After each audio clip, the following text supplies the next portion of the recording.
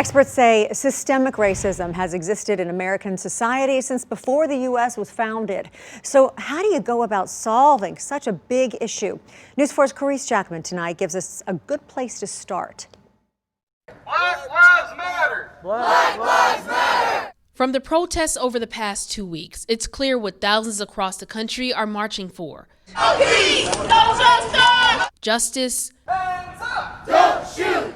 Police reform, equality, I'm tired of this every day! and an end to what they say is systemic racism. But how does the nation achieve that? There are not one or two ways. It's just so complicated because systemic racism is so present and it influences our everyday lives, yet you can't touch it. Vic Soros says if we want to seriously dismantle systemic racism as a nation, everyone has to be on board. I believe that it's white people claiming this issue as our own. For these conversations to go on in white spaces where no black faces are present.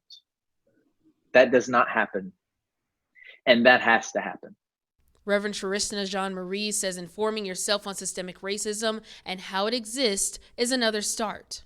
To educate yourselves about these ideologies that are in place, right? That we're so socialized in that we don't even realize that we have these ideologies.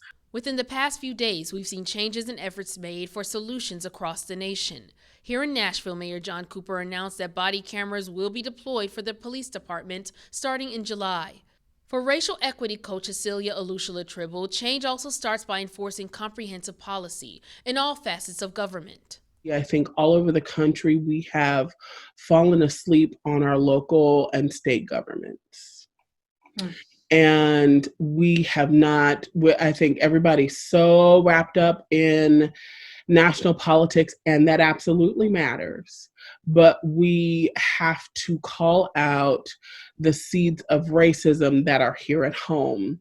I'm Carice Jackman, News 4 Nashville. Now, the three experts we spoke with plan on having a community discussion about systemic racism. You can find a link to it on WSMV.com. You can also watch Carice's full interview there.